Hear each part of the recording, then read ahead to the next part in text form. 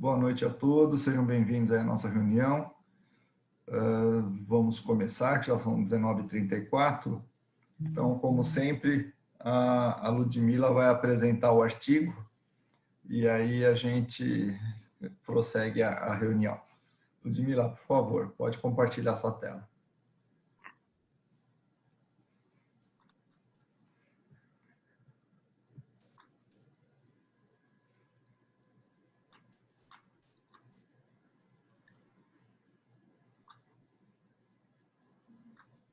Abriu? Abriu. Bom, boa noite. Meu nome é Ludmila, eu sou R5 da disciplina de Ginecologia Oncológica aqui da Faculdade de Medicina do ABC. E essa noite eu vou apresentar um artigo que fala do diagnóstico, tratamento, prognóstico e a patologia molecular dos tumores borderline de ovário, então os status atuais e as perspectivas. Os tumores borderlines foram descritos pela primeira vez em 1929 por Taylor, quando ele propôs a classificação desses tumores como um tumor semimaligno do ovário.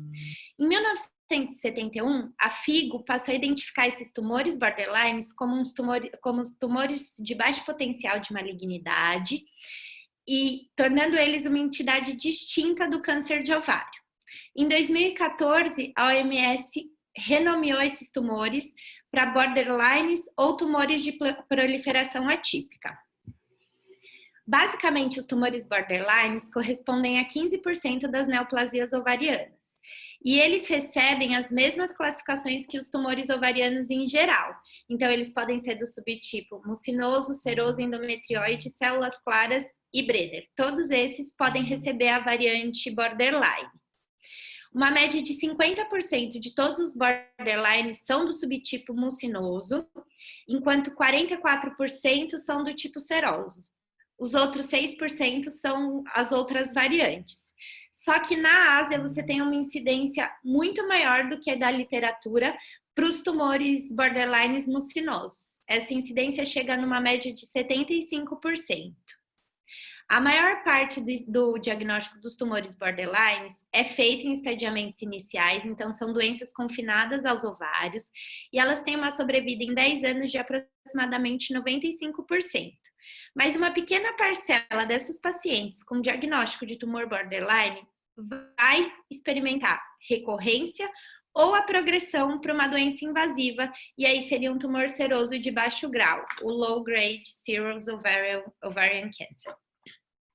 E de uma forma geral, esses tumores são mais respondedores ao tratamento quimioterápico convencional com platina.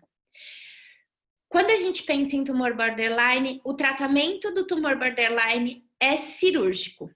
Mas que tipo de cirurgia a gente vai fazer? Se é uma cirurgia radical ou se envolve a preservação da fertilidade, vai depender da idade da paciente, do interesse em preservar a fertilidade, do estadiamento e do subtipo histológico. Então, o objetivo desse estudo é discutir o diagnóstico, o tratamento, os fatores prognósticos e de recorrência, baseados principalmente nos achados de patologia molecular nos dois subtipos mais convencionais de tumores borderlines, que seriam os mucinosos e os serosos. Então, falando do diagnóstico e do tratamento, o diagnóstico dos tumores ovarianos, de uma forma geral, é essencialmente histopatológico.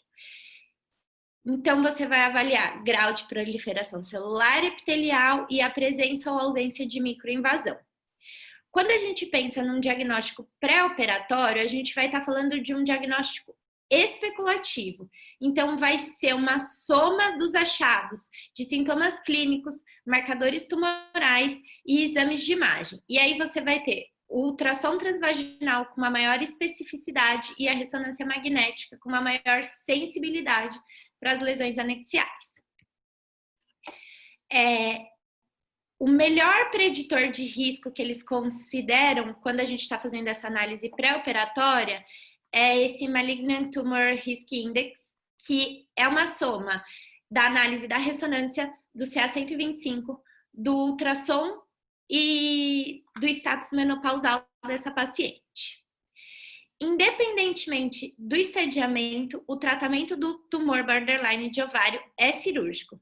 Se laparoscópico ou laparotômico, vai depender da habilidade e da expertise do cirurgião. E quando a gente pensa em laparoscopia, com os cuidados adequados, de tirar esse cisto de uma forma íntegra e protegida.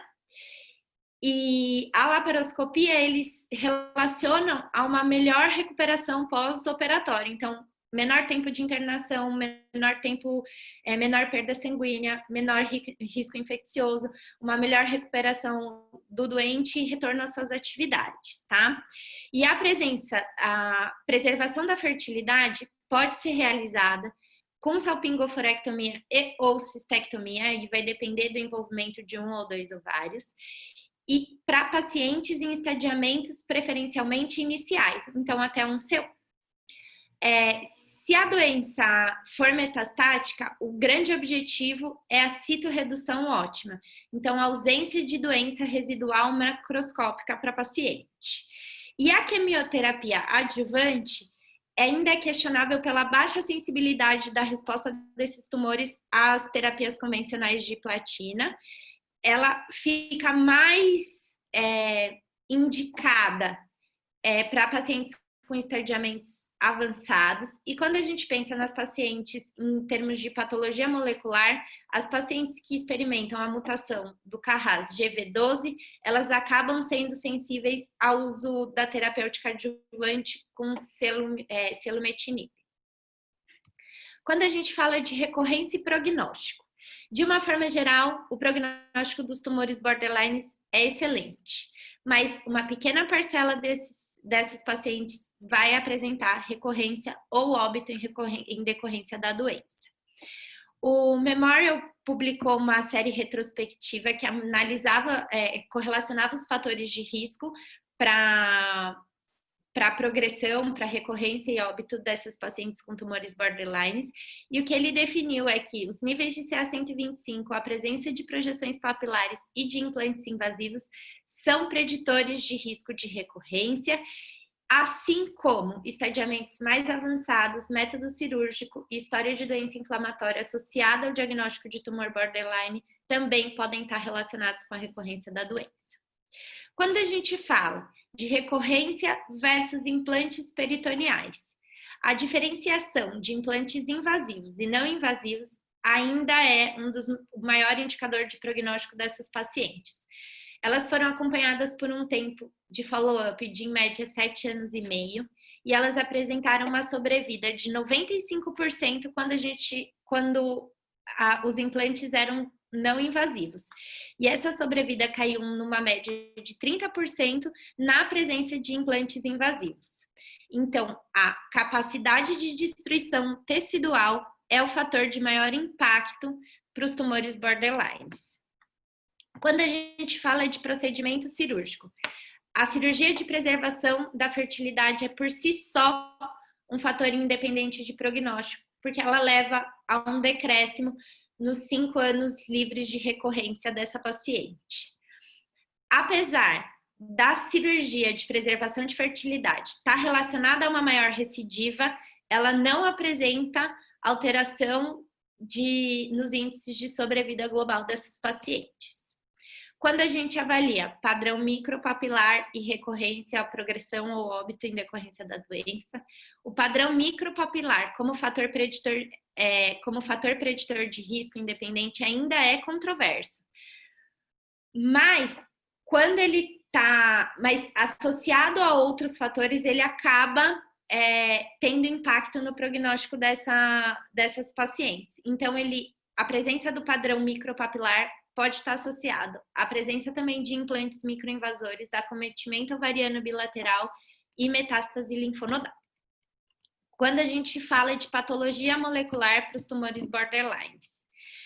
Então, os tumores borderlines, eles transitam de uma forma geral entre tumores benignos e malignos, apresentando características semelhantes a esses dois grupos distintos.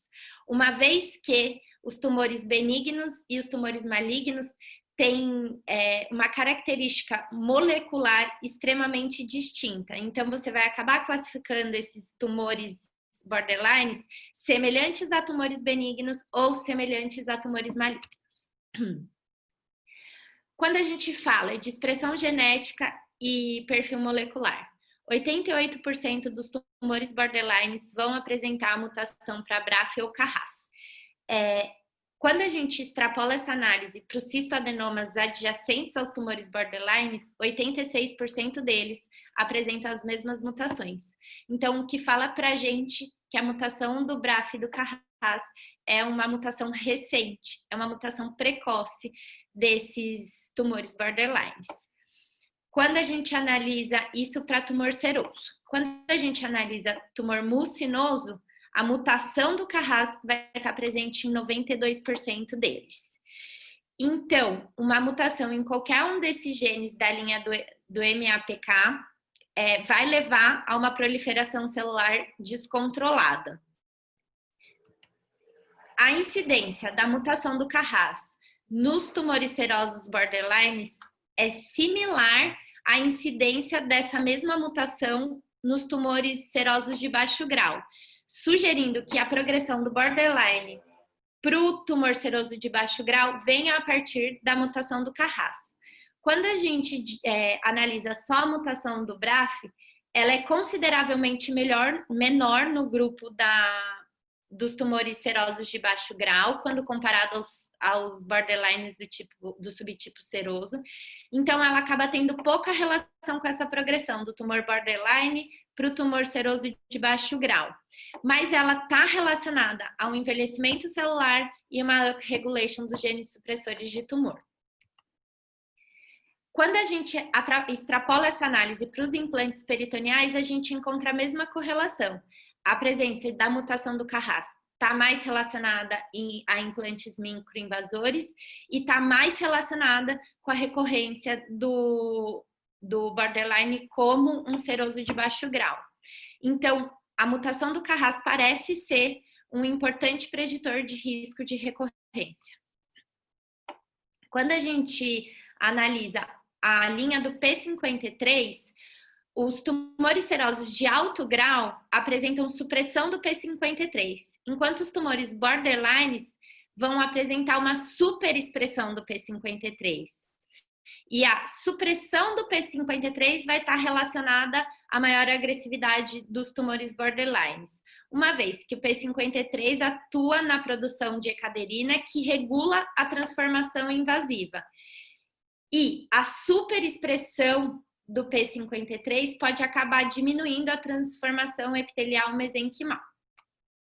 Quando a gente fala da expressão de MP3 nos tumores borderlines, ela vai estar mais relacionada aos subtipos mucinosos, e quando ela vem associada à mutação do TFF3, ela vai auxiliar nessa predição de risco de tumores mucinosos invasivos.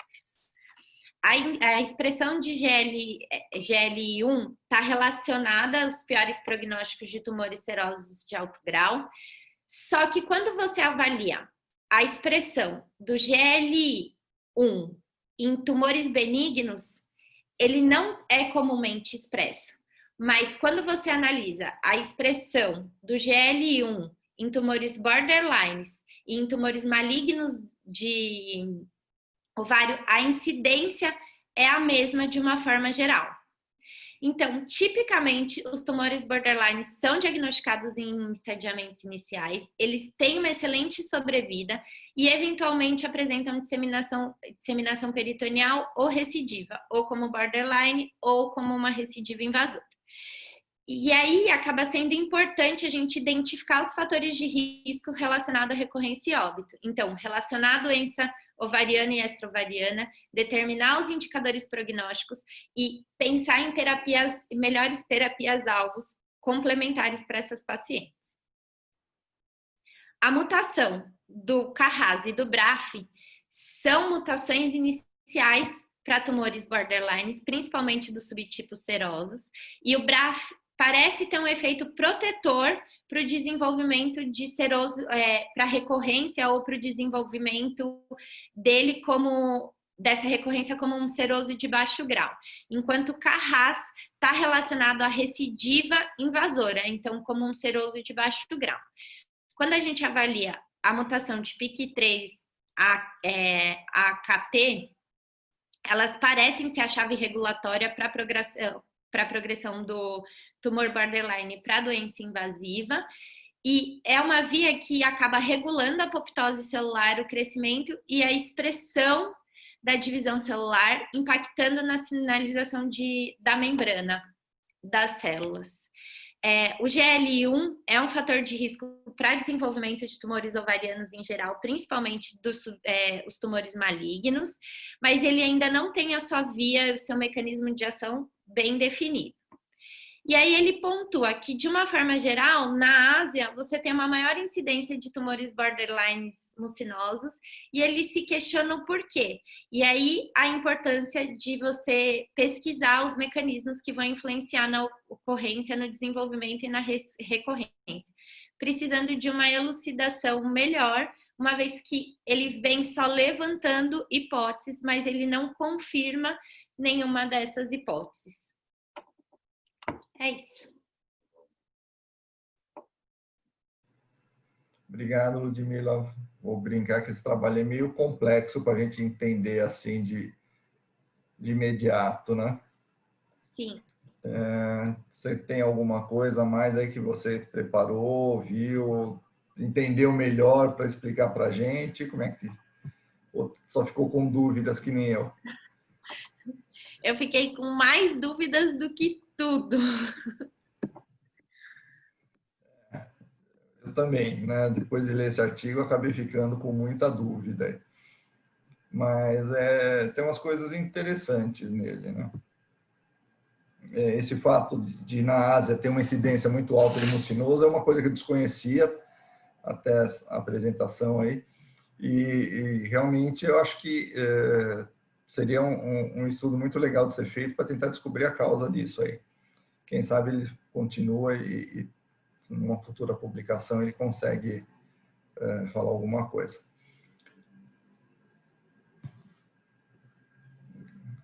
Fábio, quer comentar alguma coisa do artigo? Nada? Também ficou só com dúvidas. Esse é mais difícil. Quando vem essas, como diz até a sua esposa, quando vem essas sopas de letrinhas para a gente, já fica a coisa mais complicada. Agora, é a tendência que está indo da oncologia, a gente vai vendo isso a passos largos, vai ser diagnóstico genético, molecular e terapia-alvo.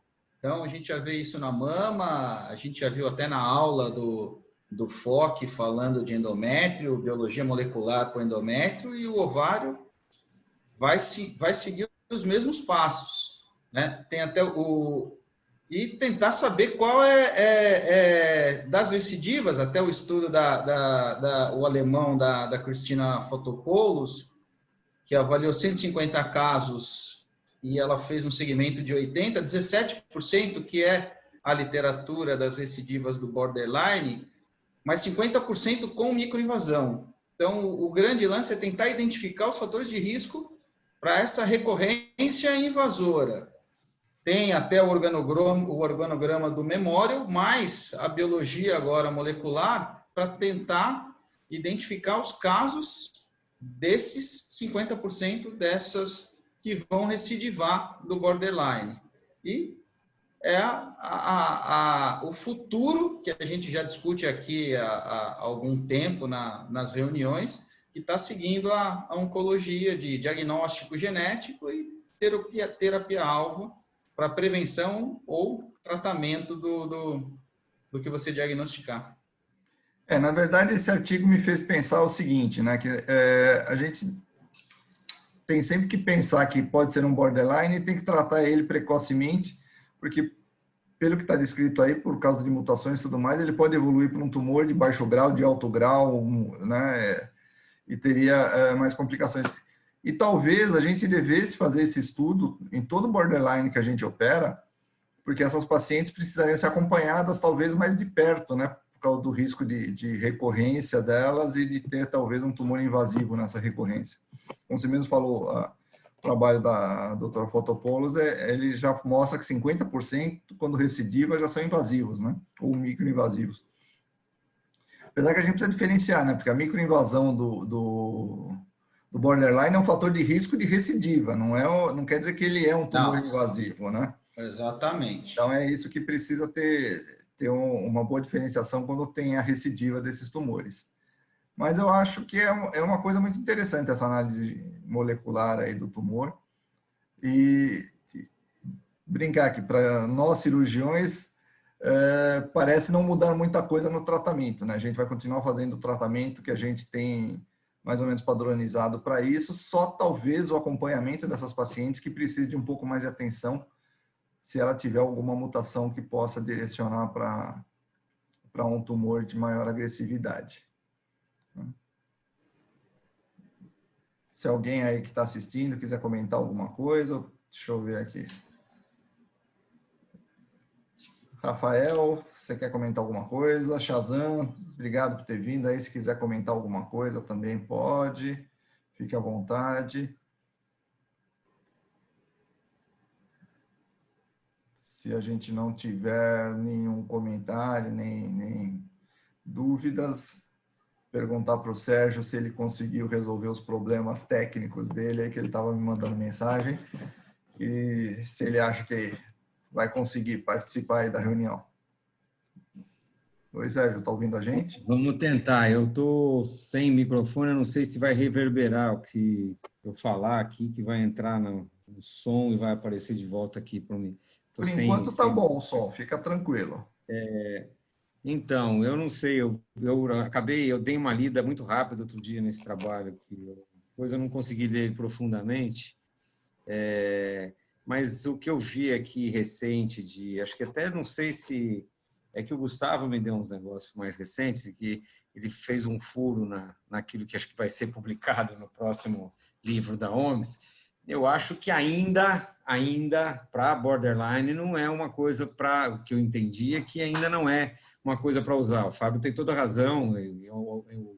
O endométrio, o Caetano teve junto com a gente aí outro dia lá no curso e a Filó já colocou isso muito claramente. Quer dizer, não tem como escapar de você fazer alguma análise para predizer se você vai fazer molecular ou não, e ovário também. Mas acho que o borderline ainda talvez a gente não tenha essa definição de fazer sempre, mas é uma coisa para estudar.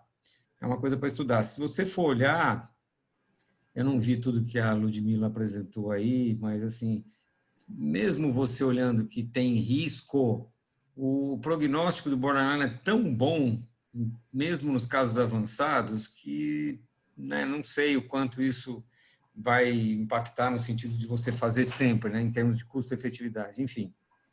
Bom, eu estou com a aula aqui, Caetano, vamos ver se eu consigo... eu queria estar com duas telas para poder estar mostrando para vocês e olhando uma outra tela, mas eu vou ter que, acho que, fazer isso e sair do Zoom objetivamente, vai.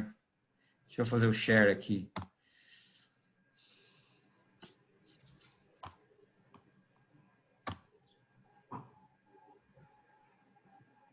Vocês estão vendo minha aula? Perfeito, Sérgio. Aí. Está aparecendo, sim. Vou colocar na forma apresentação aqui para entrar aberto.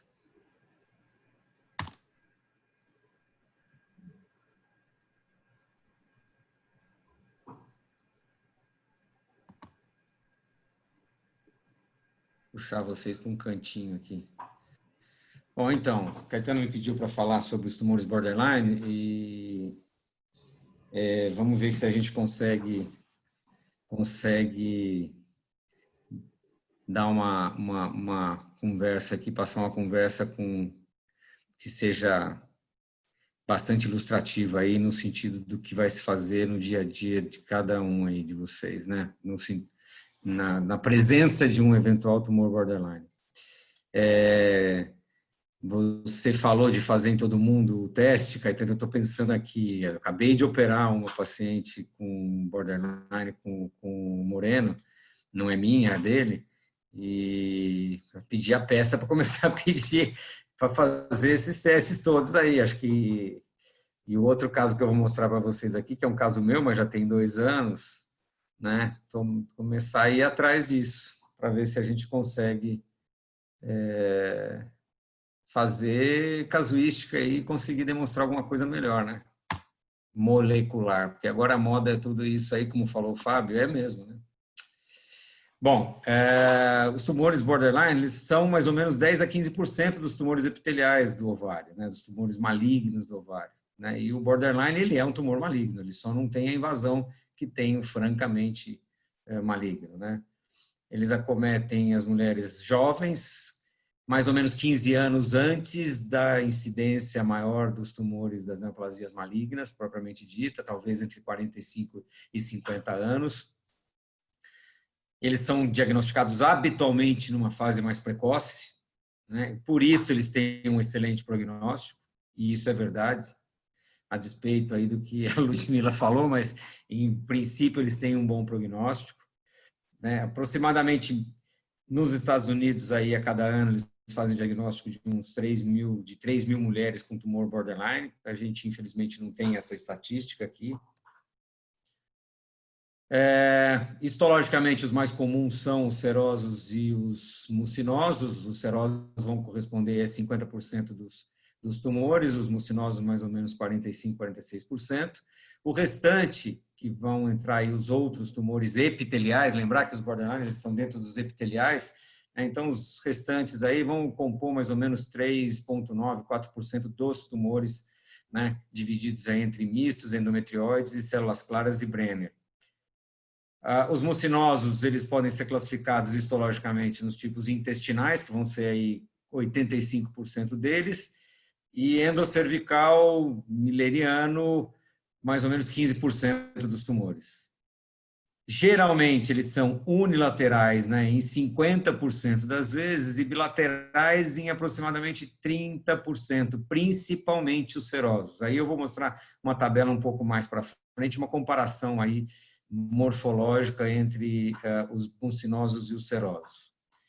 Os implantes peritoneais, eles ocorrem com frequência, né? A gente fala que precisa sempre biopsiar e fazer ressecção de todos os implantes, e é verdade, eles vão estar presentes em mais de 30%, né, das vezes, e sendo que 40% desses implantes eles vão ser benignos, 35% não invasivos e 25% invasivos. Por isso você precisa documentar todos, porque você pode ter um borderline sem nenhuma característica mais importante na peça e você pode ter um implante com microinvasão ou invasão.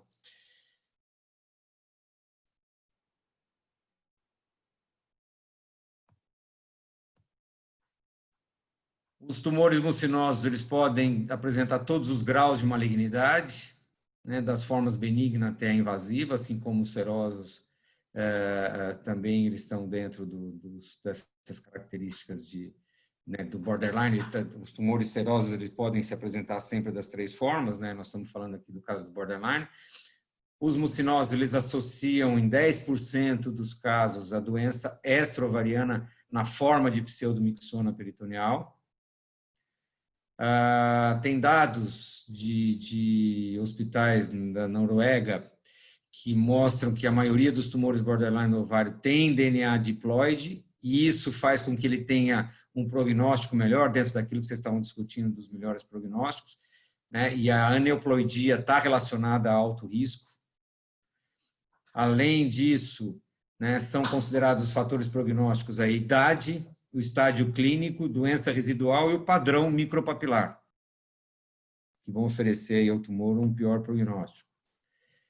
A apresentação é semelhante aos outros tumores do ovário, né? As pacientes têm queixa ou de dor abdominal, ou dispareunia, ou menos...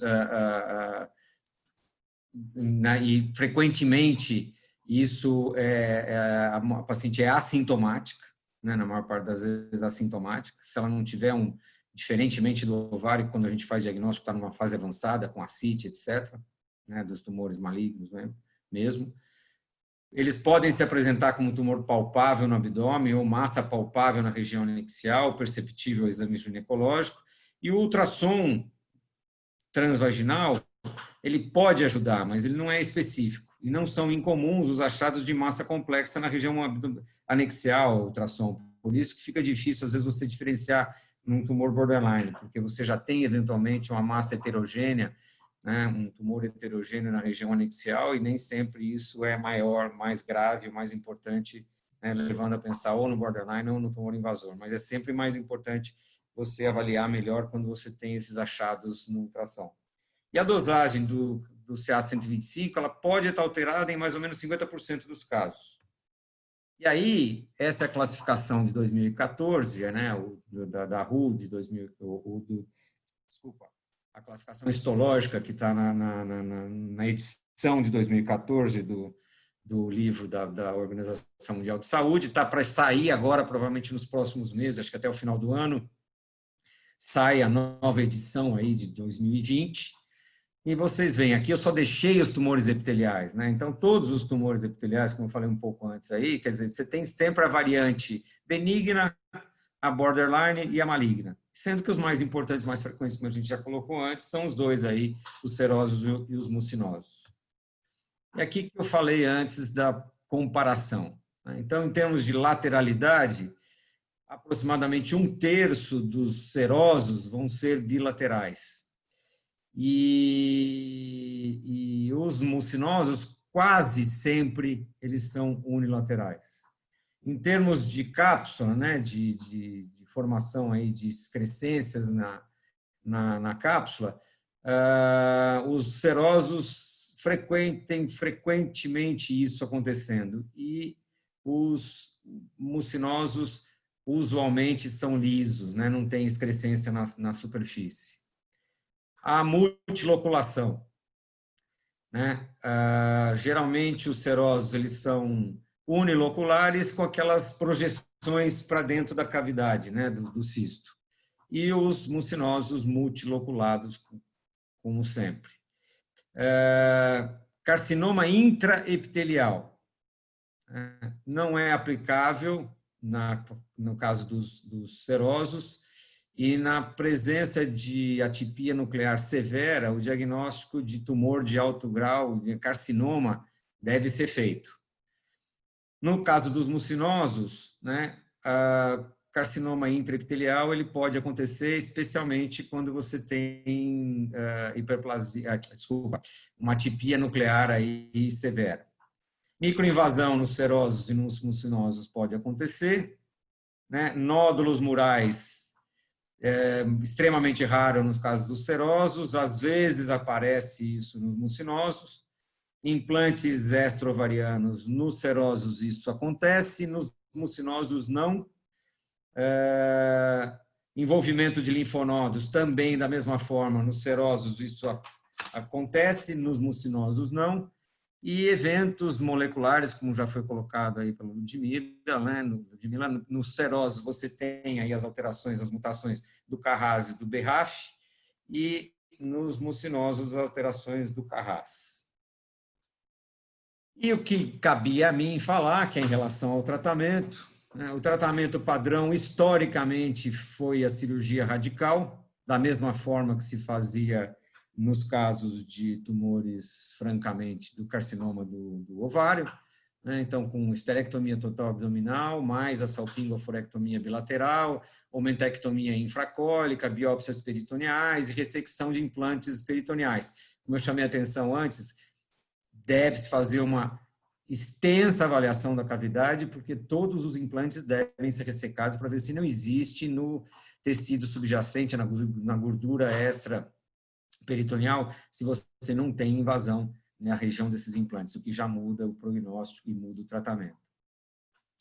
1/3 dos tumores incidem em mulheres abaixo dos 40 anos, e aí fica a indicação mais frequente de cirurgia laparoscópica e tratamento conservador para preservação de fertilidade por conta disso, porque as idades se encontram, né? Mulheres que não têm prole ou que não completaram a sua prole e deixaram isso para mais tarde, com uma incidência maior aí dos tumores. Em todos os casos dos tumores, a gente tem visto isso aqui, da mesma forma, porque 1/3 deles vão incidir em idades abaixo de 40 anos.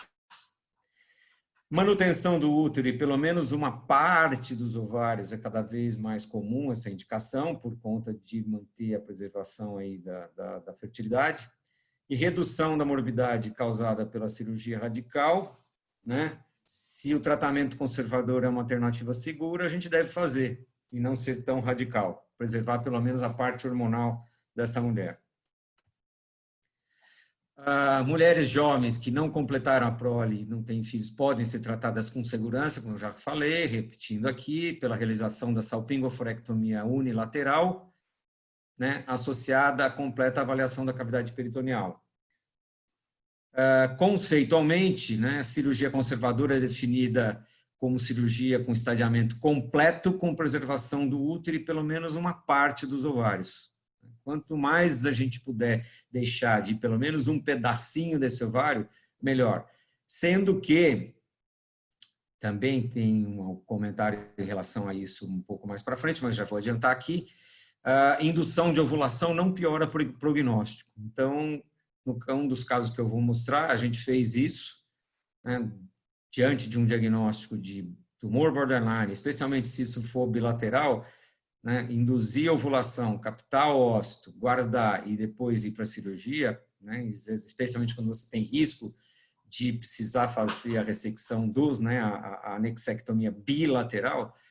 Então, podemos pensar nisso no sentido de preservar alguma chance dessa mulher ter no futuro a sua prole de óvulos coletados dela própria.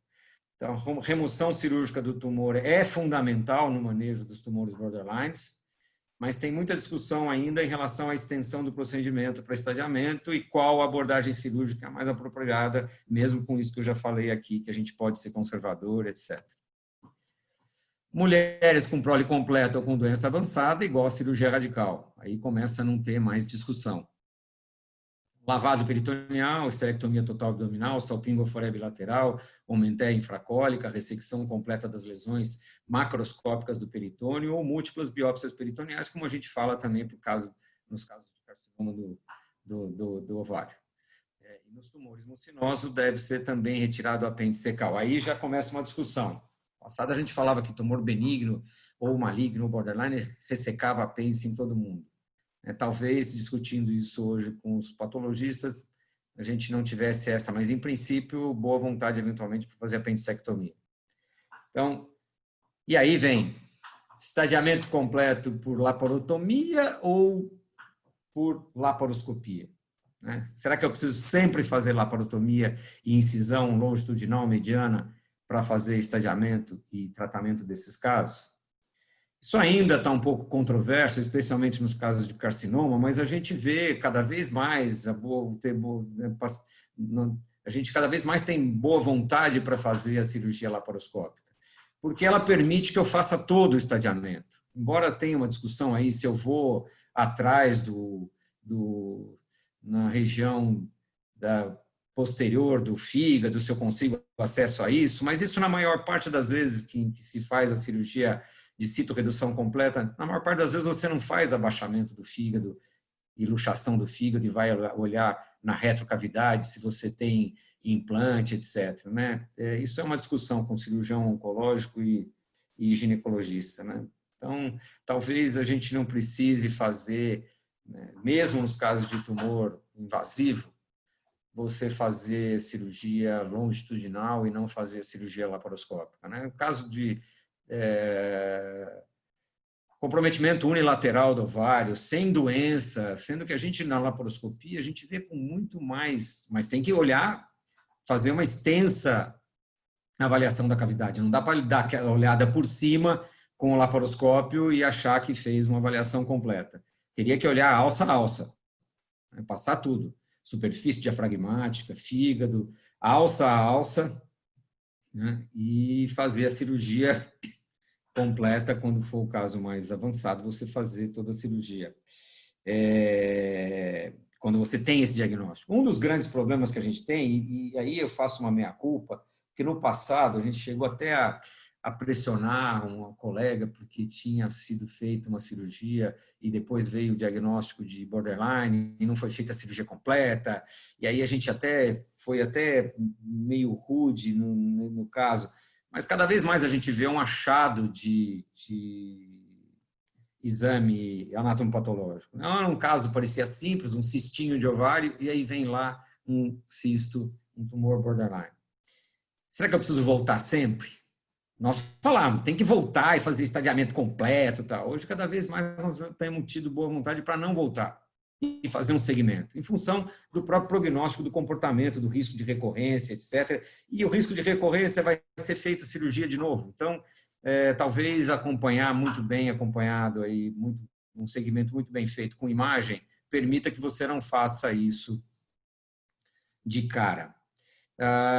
Essa figura aqui é uma figura que a gente acabou se inspirando numa figura de um trabalho e colocamos num capítulo de livro.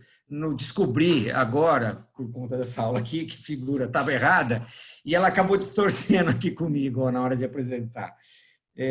Vocês têm desde a cirurgia conservadora até a cirurgia radical, né, uma range toda de procedimentos que podem ser feitos, sendo que na maior parte das vezes a gente, com o diagnóstico de tumor borderline, iria fazer o lavado peritoneal, a mentectomia infracólica, as biópsias múltiplas, como eu falei, ressecção dos implantes, a apendicectomia nos casos de tumor borderline mucinoso. Está faltando isso na figura do livro, e eu acrescentei aqui, mas acabou na apresentação aqui, o mucinoso foi parar lá no meio, mas isso aqui seria apendicectomia só para discutir, eventualmente, nos tumores mucinosos. No caso de conservação, paciente que você quer conservar, futuro reprodutivo, etc., salpingoforectomia unilateral ou cistectomia quando o tumor é bilateral. Ou tem história de anexectomia unilateral prévia por tumor borderline. Ela tem risco de recidiva, que não é pequeno, mas o quanto a gente puder conservar desse ovário, desse parênquima ovariano para ela, melhor. Então, se for unilateral, geralmente se faz anexectomia. Se for bilateral, você vai fazer anexectomia e conservar uma parte do outro ovário. Se for recidiva num ovário restante, um quadro anterior, você vai eventualmente tentar fazer só cistectomia ou fibroplastia, tentando conservar o máximo possível do parênquima ovariano. Cirurgia radical, esterectomia total, abdominal com salpingoforectomia bilateral, né? Mais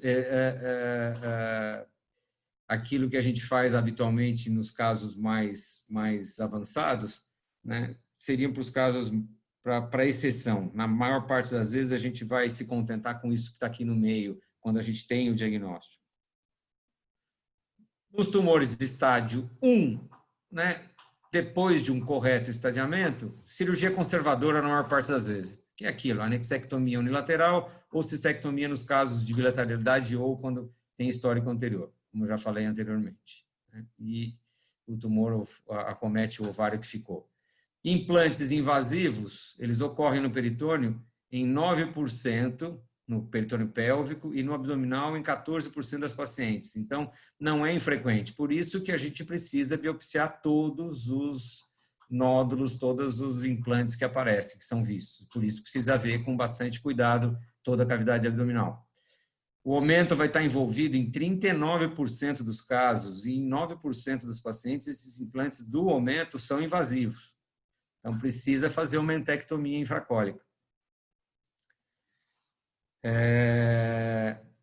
Observação aqui, a gente colocou que o estadiamento completo é realizado, e embora eu esteja falando isso, né, o estadiamento completo ele é realizado só em 50% ou menos dos casos de borderline. Mesmo em casos de envolvimento do peritônio pélvico ou abdominal, que ocorreu aí em 58% e 48% das pacientes, respectivamente. Aí. Quer dizer, ou seja, mesmo com o envolvimento disso, na maior, ou pelo menos na metade dos casos, não foi feito o estadiamento completo.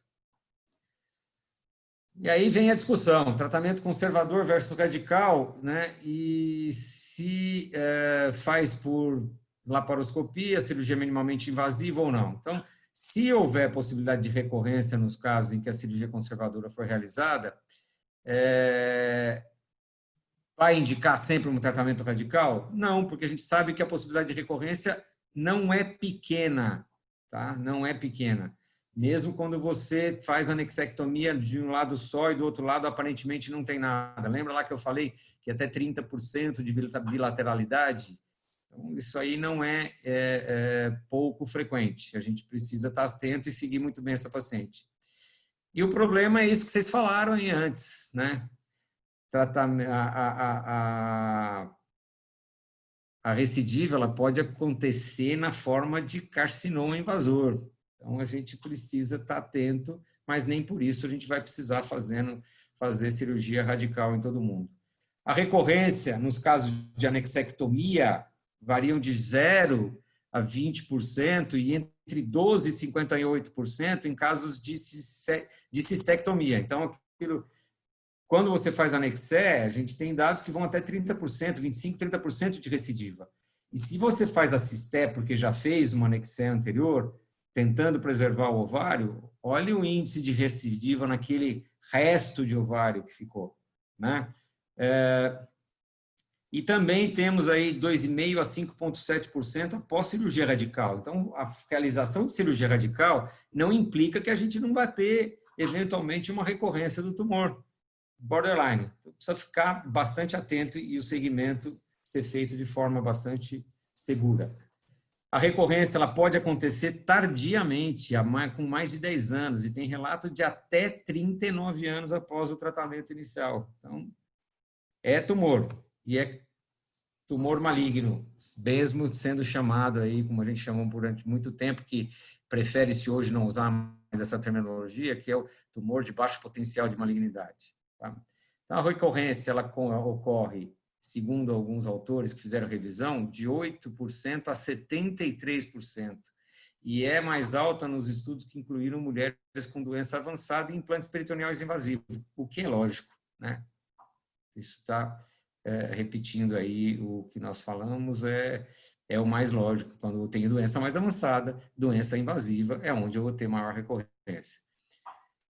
Por essa análise, esses autores concluíram que a cirurgia conservadora no estágio 1, quando se faz a salpingoforé, aumentar a infracólica, múltiplas biópsias e o lavado peritoneal para estudo citológico, é segura. E também se recomenda a realização de cistectomia somente nos casos em que o tumor é bilateral ou quando existe histórico de anexé unilateral prévia. Ou seja, por que eu repeti isso aqui de novo? Não é para fazer cistectomia e deixar um ovário e meio. Se eu tenho os 2 ovários, eu tenho tumor num dos lados, anexé. Se eu tenho tumor nos 2 lados, eu faço anexé e no outro lado eu tento preservar o máximo possível. Tira a tuba ou não tira a tuba? Essa é uma discussão, hein? Tuba dos 2 lados, do outro lado eu deixo só o ovário ou deixo a tuba também? E mais, em relação à recorrência e status linfonodal, também foram estudados. Os linfonodos estão comprometidos em 21% a quase 30% das vezes. Então, eu deveria fazer linfadenema em todo mundo? Eu tenho um alto índice de comprometimento linfonodal? Não. Por isso que a cirurgia radical do tumor borderline não inclui a linfadenema. Porque mesmo eu tendo um índice alto como esse de comprometimento de linfonodo, as taxas de recorrência e sobrevida em pacientes com linfonodos positivos e negativos são muito parecidas.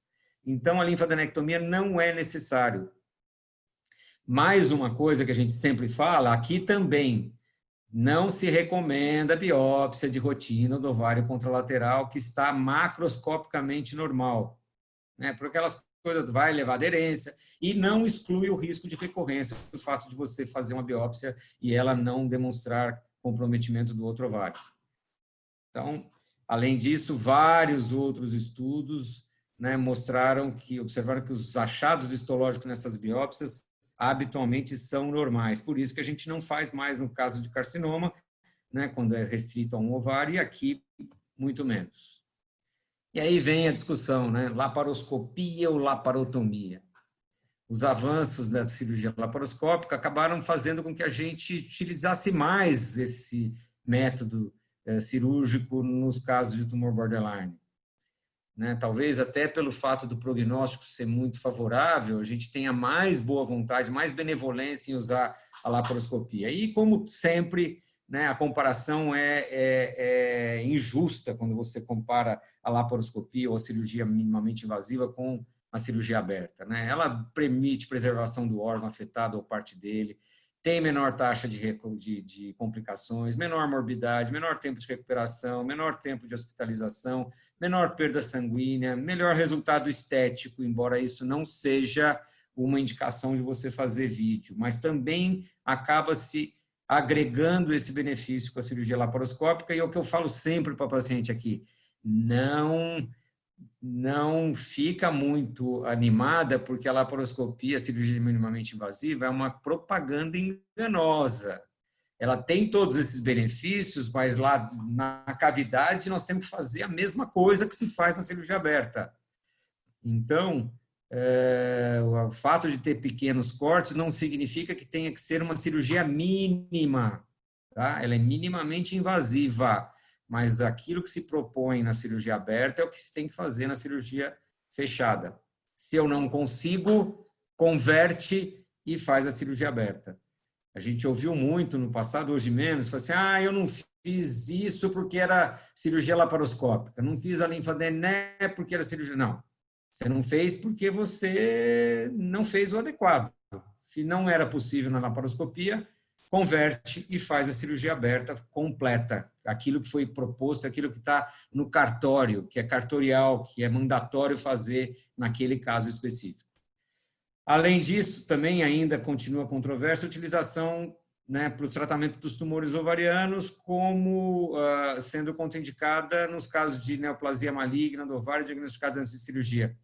Não sei, né, quando a gente utiliza cada vez mais a laparoscopia ou para estadiamento, ou até para tratamento nos casos iniciais, onde eu faço todo o procedimento por via minimamente invasiva. Então, isso aí ainda continua, tem gente que discute isso, mas fica muito difícil você fazer estudos comparativos aí, mas acho que o sucesso que a gente tem, os riscos que a gente tem, né, acho que são muito parecidos. Mas eu tenho implante no portal. Né?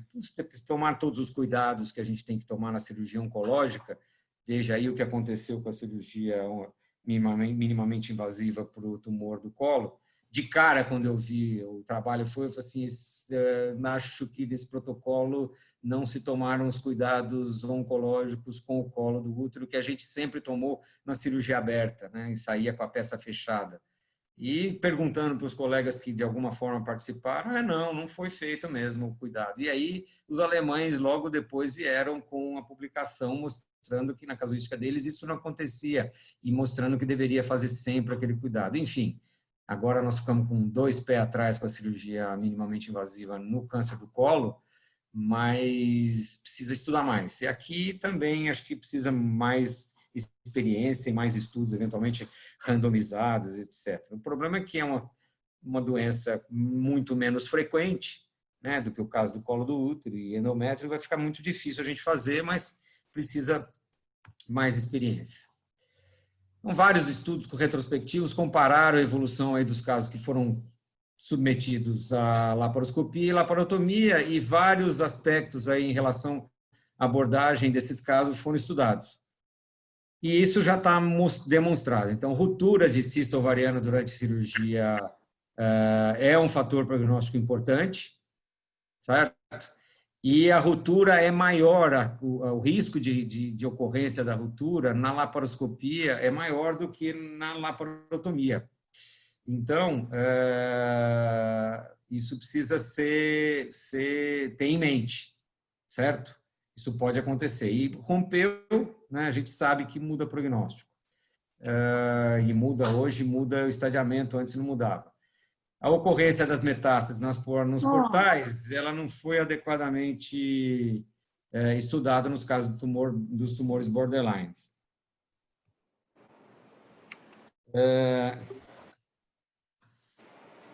No fim aqui, não. 8h28. O prognóstico dos tumores borderline do ovário, ele é excelente, como a gente já falou anteriormente, e isso leva a gente a propor cirurgias eventualmente mais conservadoras, né? Principalmente porque os tumores acontecem em mulheres mais jovens e têm tendência a estar em estádios mais iniciais e serem de baixo grau. Por isso que a gente acaba podendo ser um pouco mais conservador. As taxas de sobrevida em 5 e 20 anos são de 95% a 98% e 80%, respectivamente. Então, a gente vai demonstrar um pouco mais para frente por que eu não faço a linfadenectomia, né? Vocês veem que mesmo nos casos operados adequadamente, vocês têm uma taxa de sobrevida muito grande nos primeiros 5 anos, né? Quase de 100%. Isso é muito favorável. E os casos mais avançados, a taxa de sobrevida global em 5 anos varia de 86% a 92%. Opa! De 86% a 92%, eu tenho 95% no que eu faço tudo, né? Será que eu preciso fazer linfadené? Tendo quase 30% lá de linfonodo comprometido? Talvez eu não precise, porque mesmo nos casos de estádio 3, eu tenho estatísticas que mostram a sobrevida de 88% a 90%, que é quase muito próximo daqueles estádios iniciais, em que eu tenha sobrevivido um pouco melhor. Não justifica eu fazer a linfadenectomia, porque eu não vou impactar na sobrevida. Para concluir, né, um slide um pouco mais carregado aqui, mas algumas coisas que a gente, só para reforçar aqui e ficar com isso gravado. Então, num estúdio de revisão aí, um pouco já mais antigo, mas que fez uma boa revisão e comparou os dados encontrados no borderline com as doenças invasoras, francamente invasora.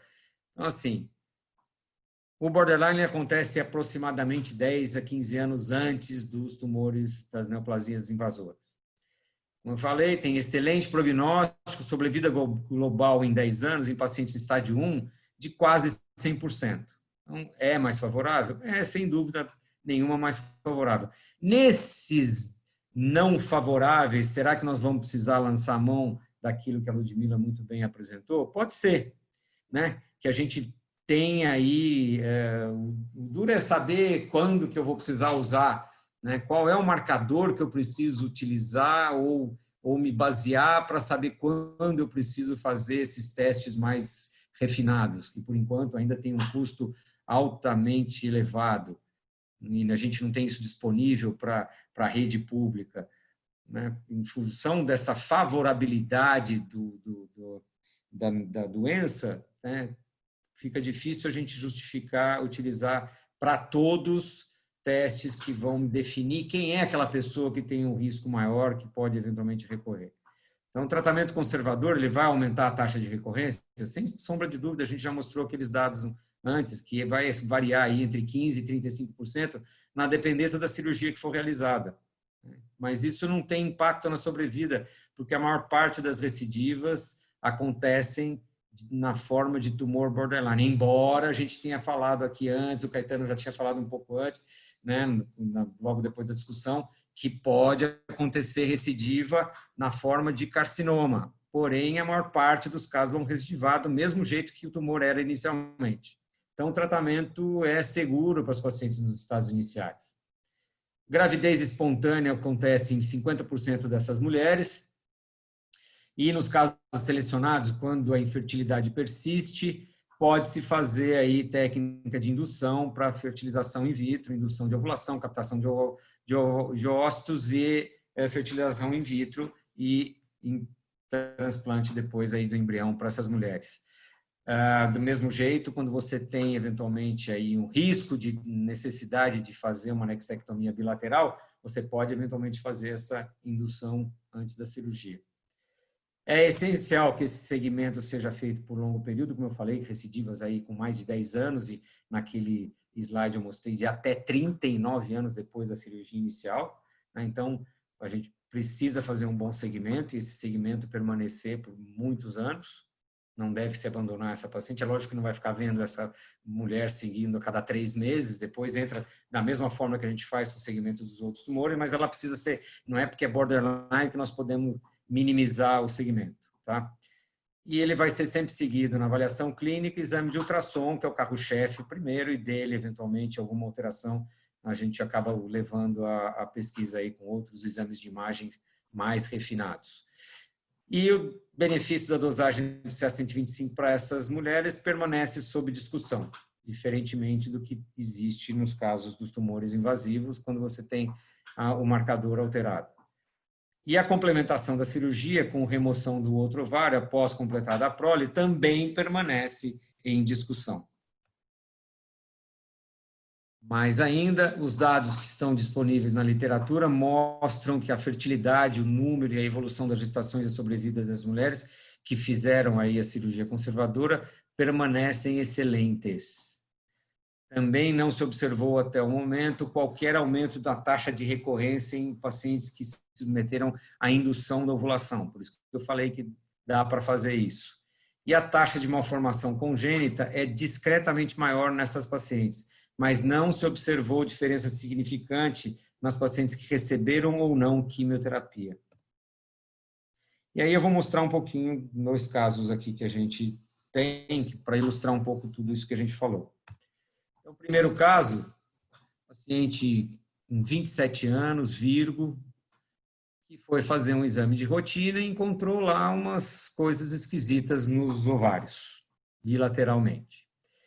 E ela já veio com marcadores, ela apresentava aí uma alteração, o único marcador que ela tinha alterado era o CA125, que tinha 162, CA125, e já veio com uma ressonância de abdômen de fora, e a gente complementou aqui, porque a ressonância pélvica a gente complementou com a ressonância de abdômen, e mostrava nessa ressonância que foi feita aqui em São Paulo, né, o espaço vésico-uterino livre, o útero com características normais, sem nenhuma alteração, e os ovários em situação parauterina, com forma conservada, medindo 4,5, quase por 3,5 por 3 à direita e 6,6 por 4,9, 4,8 à esquerda, com volumes aí, respectivamente, de 24 e 80,7.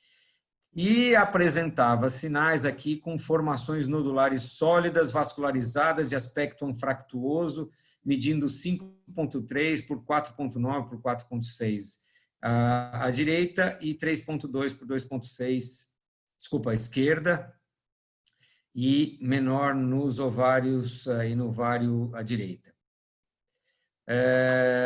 Pequena quantidade de líquido livre no fundo de saco e observando discreto realce na superfície peritoneal no plano da fossa ilíaca esquerda de caráter inespecífico. Essa é uma imagem que ficou marcada, eu já fiz... O Caetano, eu também sou radiologista, viu? Eu, quando bato o olho num negócio desse, agora eu falo, é borderline. E eu já fiz isso com o Thiago lá um dia, lá no Sírio, e era um borderline também. Então, marca essa imagem aqui, porque quando aparece uma coisa desse jeito aqui, numa mulher jovem, como o caso daqui, eu já borderline com muita chance. Tá? E aqui, no plano sagital, esse aspecto pendurado, como se fosse uma couve-flor crescendo em cima do ovário. Então, vocês veem aqui o ovário mantido aqui a sua característica normal, com folículos, e essa excrescência aqui na superfície. Tumor borderline seroso. Agora eu vou fazer um diagnóstico radiopatológico aqui. Tá? E aqui uma outra incidência que eu pego aquela imagem inicial que eu mostrei, com o ovário do outro lado, também mostrando aqui, né, os folículos presentes no ovário e uma área um pouco mais alterada aqui num dos polos do ovário. Menos comprometimento nesse ovário do lado direito.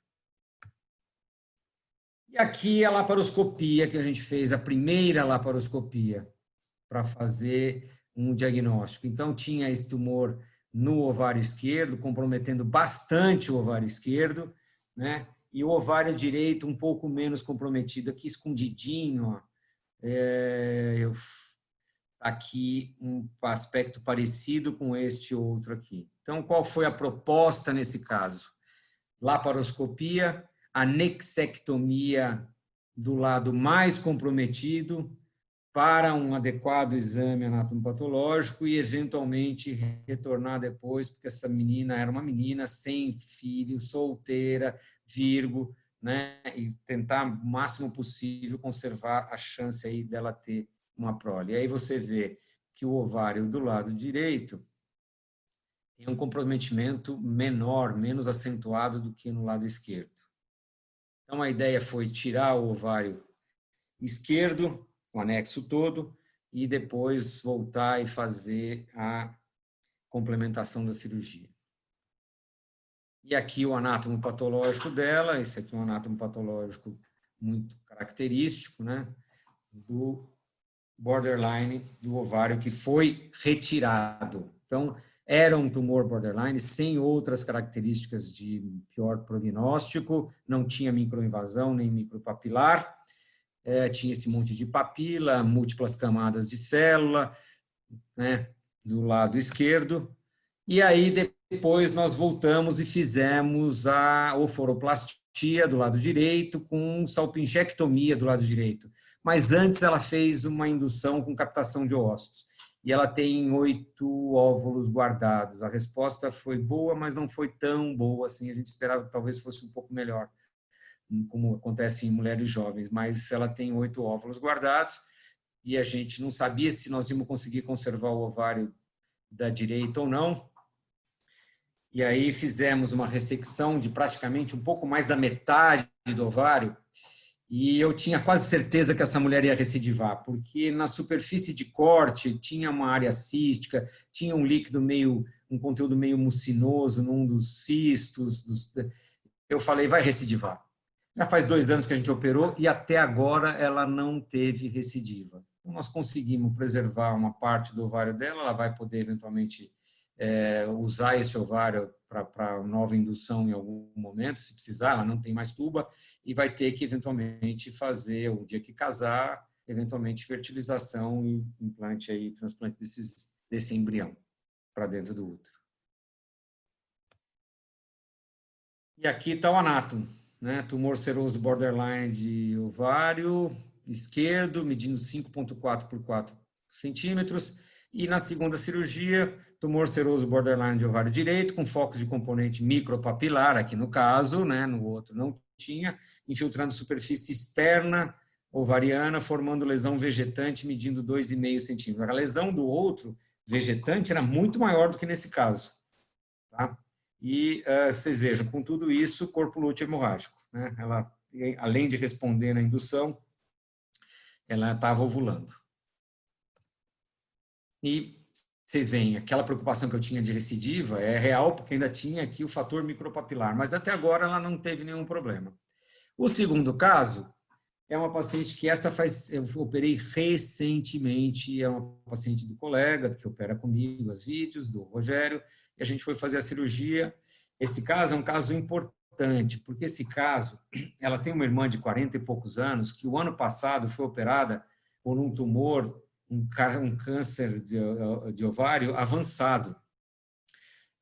E foi feita peritonectomia, uma série de coisas, químio, e essa menina, e as duas têm histórico de endometriose, as duas irmãs têm histórico de endometriose, e as duas irmãs fizeram cirurgia bariátrica. Eu estou falando isso porque eu vou dar uma informação um pouco mais para frente, né? E as duas também têm histórico aí de cirurgia bariátrica. E não é irmão ali, desculpa, né?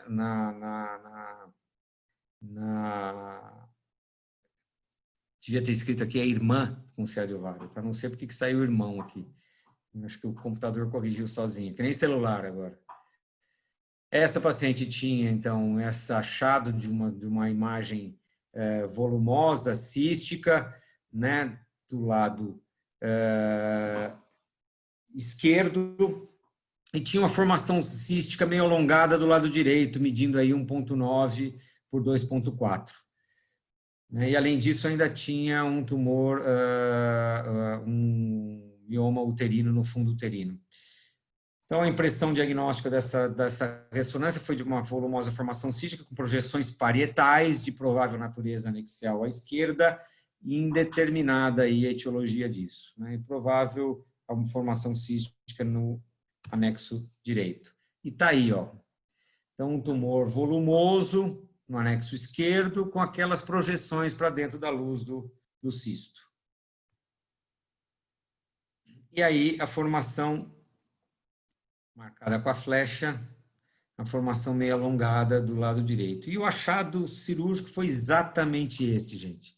Ela tinha essa formação lisa, sem excrescências do lado esquerdo, que media aí mais ou menos entre 10 e 15 centímetros. A gente usou o invólucro maior, né? Ela tinha praticamente 10 no seu diâmetro maior. A gente usou o invólucro maior para poder tirar ela intacta e esvaziar fora da cavidade, com o saquinho com a boca para fora da cavidade, certo?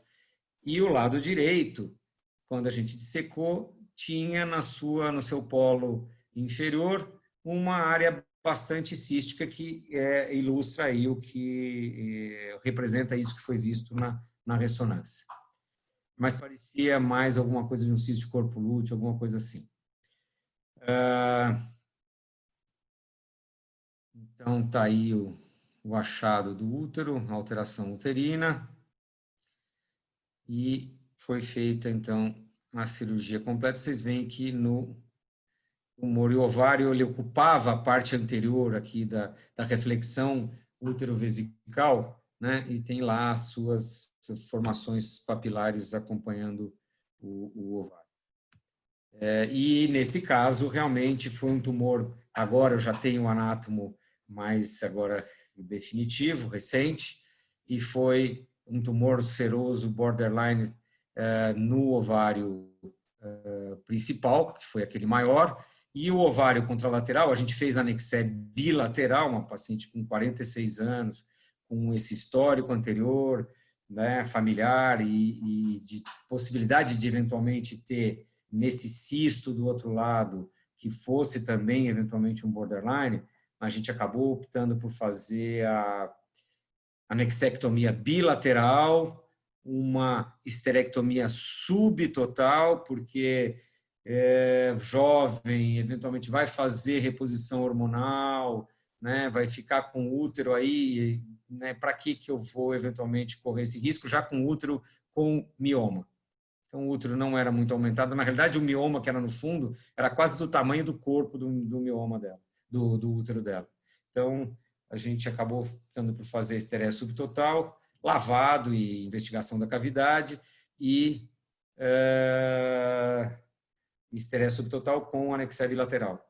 E aí ninguém vai me perguntar, e não fez Aumenté, Sérgio? Você não falou lá que só não faz a linfadené?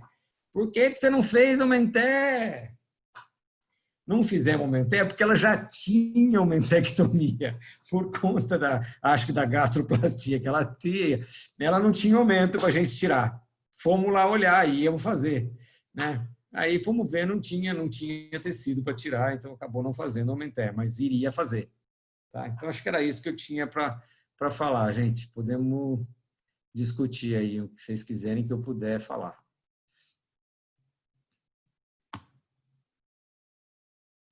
Bom, Sérgio, eu primeiro quero te agradecer. Parar o share aqui. Já preciso parei. parar o share. Tranquilo. Já parou? Já. Olha só que ditador.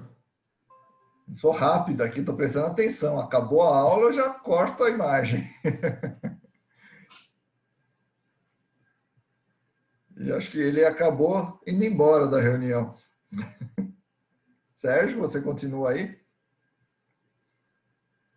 Bom, Sérgio, antes de começar a aula, ele estava conversando comigo aqui, mandando mensagem, falando que estava com bastante dificuldade técnica lá no consultório dele, aconteceu alguns problemas. Ele estava com medo que ele não conseguisse participar da aula, né? Eu acho que deve ser essa causa aí, que eu não estou mais conseguindo ver o nome do Sérgio aqui. Eu acredito que ele vai se conectar de novo com a gente. Então, mesmo ele não estando aqui, quero deixar o agradecimento aí por todo o esforço dele, por ter vindo participar da nossa reunião. Eu tenho algumas coisas que eu gostaria de discutir com ele, né? E talvez assim com todos. Deixa eu mandar uma mensagem para ele aqui para ver o que aconteceu. Ele está me mandando um recado.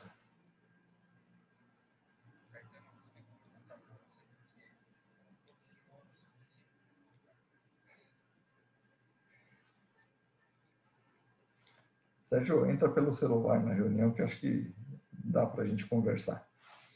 mandando recado para ele, que ele falou que o computador dele desligou sozinho e está bloqueado, ele não está conseguindo ligar de novo. Mas algumas coisas eu acho importante, né, que para a gente conversar aqui sobre esse tema. Primeiro, assim, eu tenho realmente muita dúvida, né, sobre reoperar as pacientes que têm diagnóstico de tumor borderline, principalmente num achado, né? E principalmente se essa cirurgia foi uma oforectomia, foi uma anexectomia, não foi uma cistectomia, né? Eu acho que a indicação de reoperação nas pacientes jovens com achado, ela está muito mais ligada ao fato da gente talvez romper esse cisto ou não tirar esse cisto protegido da cavidade do que qualquer outra coisa, né? Eu tenho algumas pacientes no consultório que foram operadas por colegas que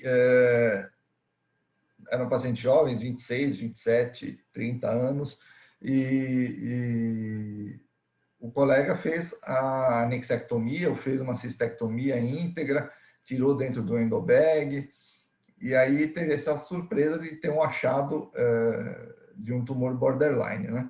Essas pacientes, elas não quiseram participar de serem reoperadas, e eu acompanhei essas pacientes por muito tempo, assim, e duas coisas que eu notei. Primeiro, elas não têm pressa de engravidar. E segundo, aparentemente não houve necessidade realmente de ter essa reoperação para a gente estadiar completamente a paciente. Agora, em casos que ocorre uma ruptura do tumor, eu acho que é necessário a gente fazer uma reoperação. Ou nesses casos, aí, como o Sérgio mostrou, que tem esse tumor saliente aí no ovário, que para você fazer uma cistectomia nesse caso aí, muito provavelmente esse tumor é friável, vai acabar rompendo, e o manuseio dele fica muito difícil realmente para isso. Alguém quer comentar alguma coisa sobre o fato de reoperar essas pacientes com achado incidental aí de tumor borderline? Não.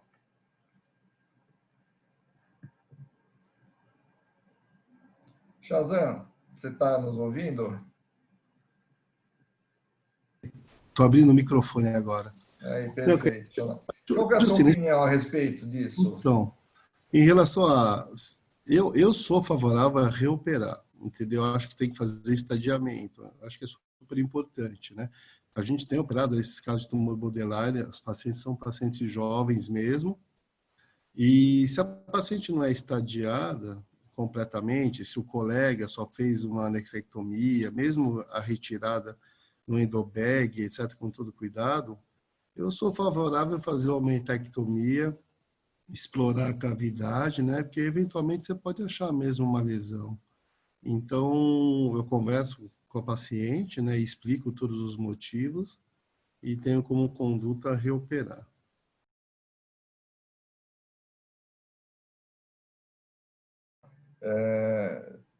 Eu acho que é extremamente interessante a sua opinião. Eu coloquei mais de uma maneira geral. A literatura concorda plenamente com você, né? O Sérgio parece estar tentando se conectar aqui através do celular. Eu queria Sérgio, fazer uma conseguiu pergunta. Entrar? Queria fazer uma pergunta para o Sérgio também, desse último caso que ele apresentou, né? Uma paciente, é que ele não entrou ainda, né? Estou vendo que ele, eu acho que ele entrou sim. Estou vendo aqui o iPhone do Sérgio, consegue Sérgio. nos ouvir, Sérgio? Eu acho que ele ainda não está, acho que ele ainda não... Eu queria perguntar para ele... Entrou. Espera um pouquinho só, Caetano, que agora eu estou com as duas, porque agora ligou o computador também. Eu entendi o que foi que aconteceu. A bateria não durou, porque como ele estava ligado no acho que com o monitor externo também, acho que consumiu. Espera um pouquinho. Deixa eu pegar o carregador do celular, porque o celular vai acabar também. Tranquilo, fica tranquilo, Sérgio. A gente estava comentando aqui sobre reoperação. Eu comentei que eu acho que a reoperação das pacientes com achado incidental de tumor borderline, eu acho interessante, principalmente para aquelas que têm ruptura do tumor durante a primeira cirurgia, né? E se ela for muito jovem, não quiser reoperar, muitas vezes eu acompanho essa paciente, tem alguns casos no consultório em que isso foi feito. E o Shazam comentou que ele mais fidedigno à literatura e tem conversado com essas pacientes e tentado indicar uma reoperação para elas. E ele queria fazer uma pergunta para você, Sérgio. Não sei se você já está pronto. Não, pode ser. Oi, Sérgio. Tudo bem? Oi, tudo bem você? Deixa eu te perguntar, fiquei curioso, esse segundo caso que você apresentou, que você fez uma esterectomia subtotal, por um acaso chegou a fazer uma histeroscopia antes para avaliar esse endométrio? Porque essa paciente fez uma cirurgia bariátrica, né? Se ela fez uma cirurgia bariátrica, provavelmente ela tinha alguma obesidade mórbida, etc. E às vezes eu fico com receio de deixar o colo de útero, e às vezes você pode deixar um pouquinho ali de istmo também, e ela ter no futuro alguma coisa nesse endométrio. Não, então, ela não tem. Ela não tem mais obesidade, viu? Faz tempo que ela fez a bariátrica, faz bastante tempo. E ela não tinha, ela é bem acompanhada, inclusive o colega que opera, ele é estereoscopista, ela não tem nada no endométrio. E o endométrio...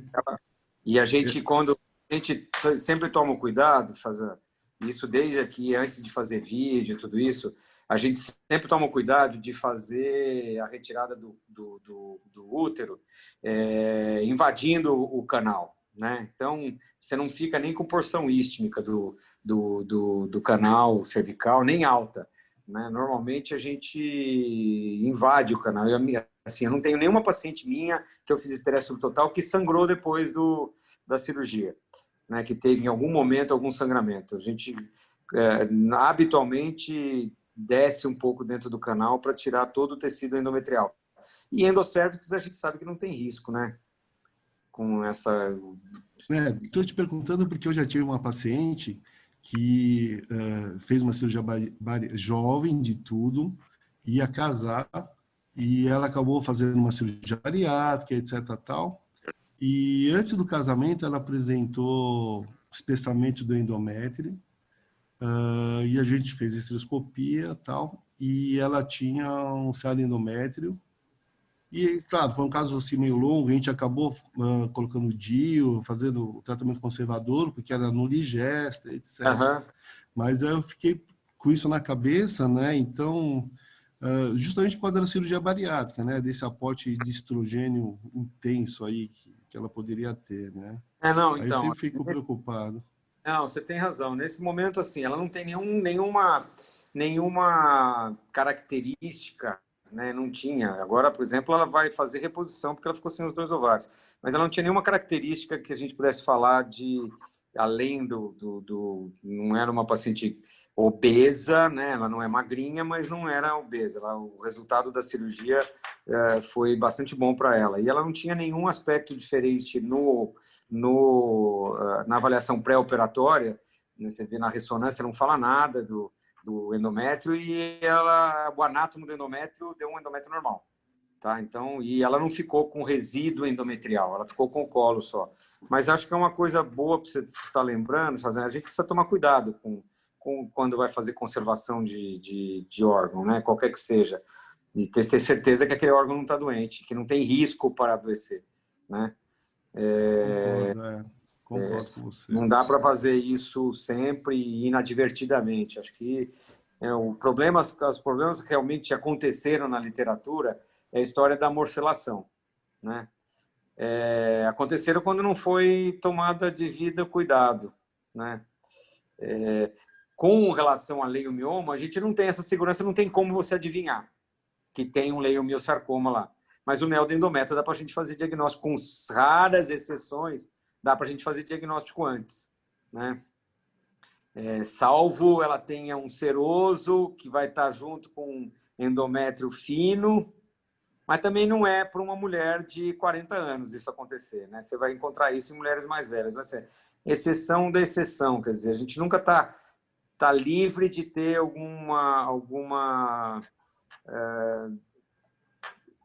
um diagnóstico desse, mas assim, muito raro isso acontecer, né? Mas acho que tem que tomar cuidado. Tem que tomar cuidado sempre, né, com o que vai fazer. Certo. Sérgio, nós estamos com o horário um pouquinho apertado. Eu vou fazer umas perguntinhas para você. Vamos fazer uma rodada de fogo. Resposta...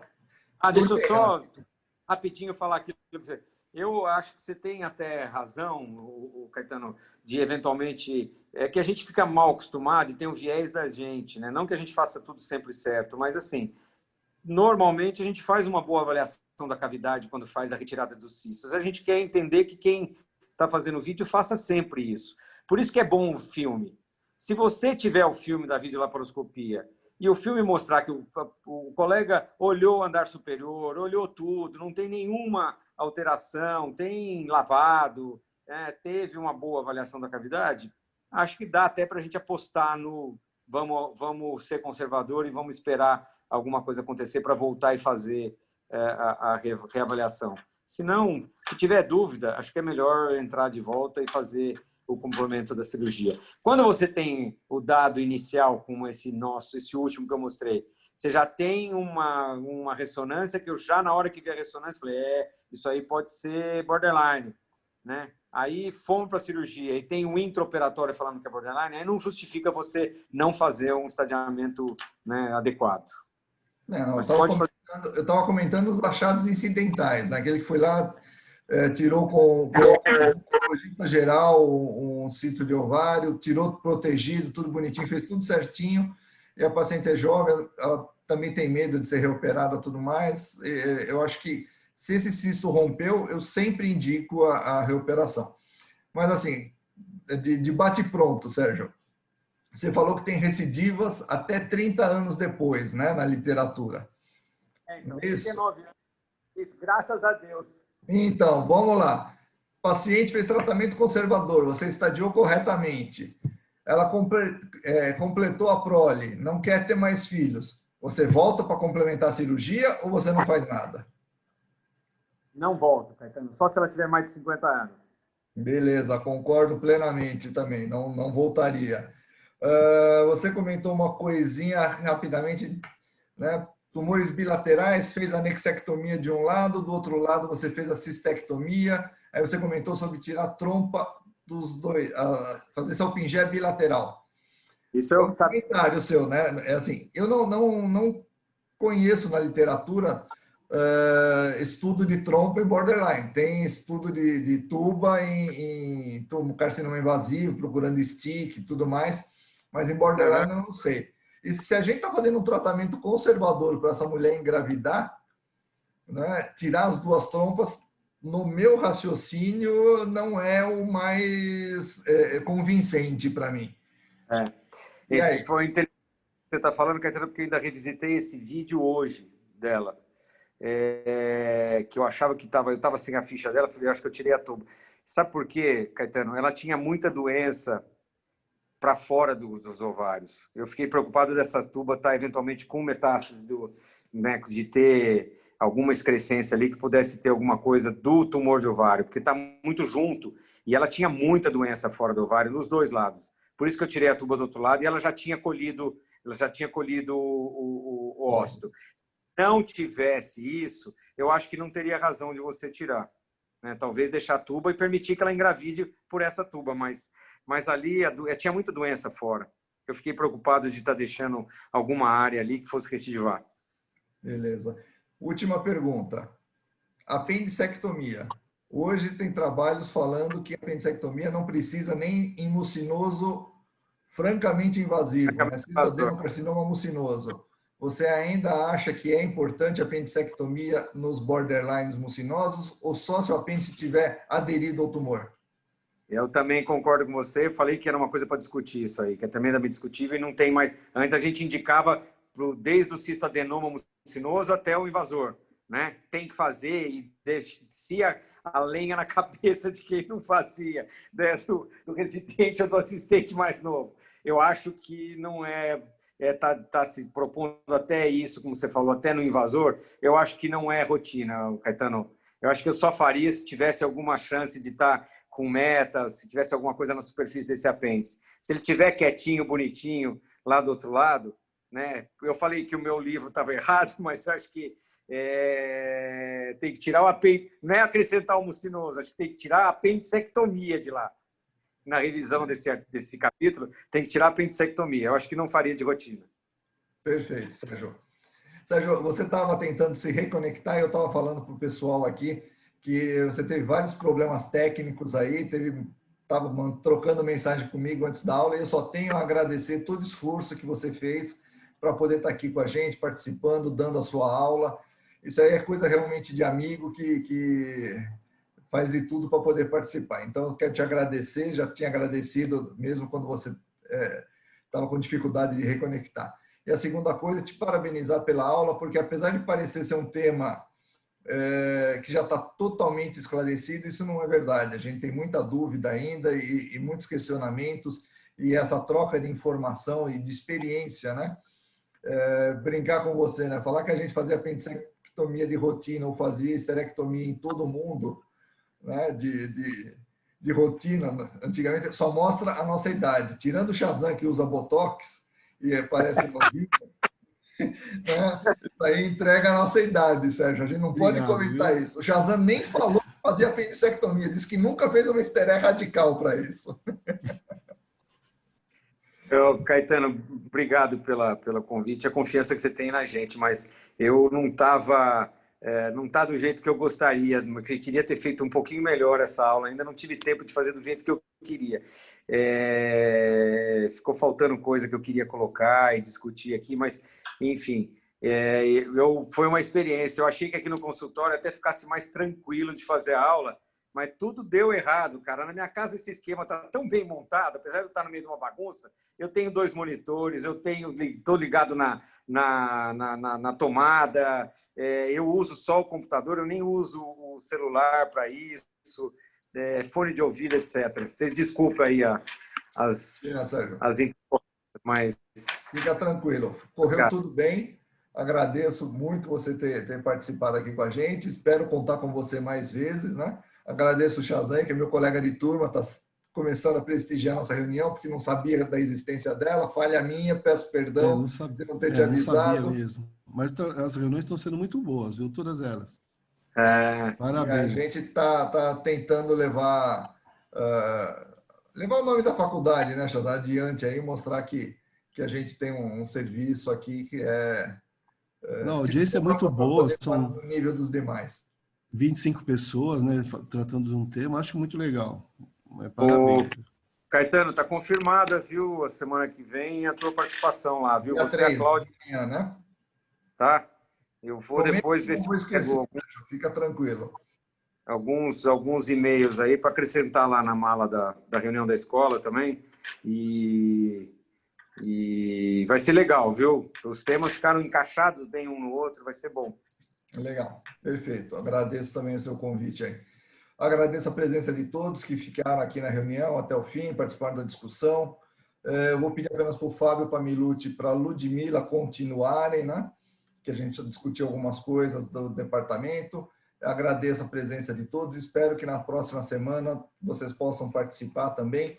O convidado da próxima semana, ele ainda não reconfirmou, né? Eu pedi para ele, estava tudo certo, ele não me respondeu o e-mail ainda, mas vai ser um tema bem interessante também e uma pessoa de destaque aí no meio da ginecologia oncológica. A gente está tentando trazer nomes conceituados aí para poder participar com a gente, né? Muito obrigado a todos e até terça que vem. Um abraço, até mais. Tchau, boa noite. Muito obrigado.